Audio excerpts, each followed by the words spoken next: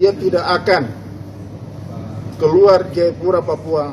Wah, sekarang situasi agak memanas karena diberitakan akan ada demo besar-besaran besok, tanggal 20 September tahun 2022 dengan tema menyelamatkan atau Save Lukas NMB.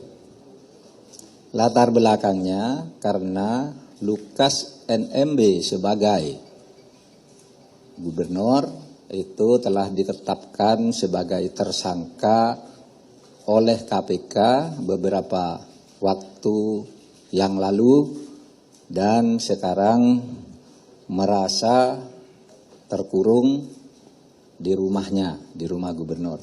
Maka ingin saya sampaikan hal-hal sebagai berikut. Satu, kasus Lukas NMB bukan rekayasa politik. Tidak ada kaitannya dengan parpol atau pejabat tertentu, melainkan merupakan temuan dan fakta hukum. Dan ingin saya sampaikan bahwa dugaan korupsi yang dijatuhkan kepada Lukas NMB yang kemudian menjadi tersangka, bukan hanya terduga, bukan hanya gratifikasi 1 miliar. Nih catatannya, ada laporan dari PPATK tentang dugaan korupsi atau ketidakwajaran dari penyimpanan dan pengelolaan uang yang jumlahnya ratusan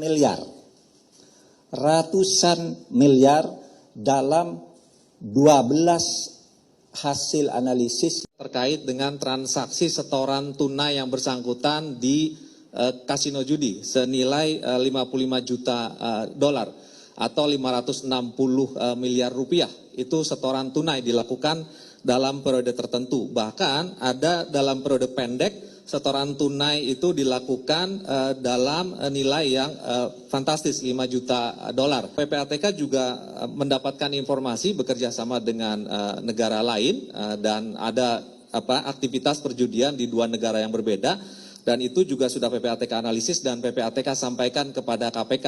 Dia tidak akan keluar Jayapura, Papua sampai dengan persoalan kasus dia selesai. Ya, tidak akan keluar. Tadi sudah confirm, Kaya tidak keluar. Nanti biar Pak Dokter ini yang berkonsultasi ke luar negeri, bagaimana terapi yang tepat untuk itu. Karena Pak Gubernur merasa bahwa dia merasa tidak nyaman. Pak Gubernur Papua merasa tidak nyaman, sehingga dia mengambil posisi hidup tinggal di Papua bersama rakyatnya. Dalam kaitan dengan penyidikan, kemarin saya bertemu dengan Saudara Guntur, Direktur Penyidik KPK, ketika demo di Makobrimob. Beliau sampaikan bahwa Pak Roy mau periksa Bapak di Jakarta boleh, mau periksa di Papua boleh. Sehingga alternatif Jakarta sudah kita tidak pilih lagi.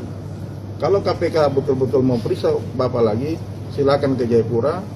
Dan saya kira ya, mungkin Bapak tidak akan keluar dari rumahnya ya, silakan ke Koya. Ya, di Koya. Jadi supaya lihat kondisinya Bapak di sana. Bapak tidak akan keluar dari Koya. Dan KPK diundang kalau memang mau memeriksa Bapak, silakan ke Koya. Karena Bapak tidak akan keluar, karena masyarakat tidak menginginkan Bapak keluar dari Koya. Itu sudah sikap masyarakat di sana, Bapak tidak akan diizinkan keluar. Bapak tidak akan dicurigai. Jadi kalau misalnya mau periksa, Bapak menghormati hukum, silakan KPK datang ke Koya untuk memeriksa dia. Karena masyarakat tidak mengizinkan.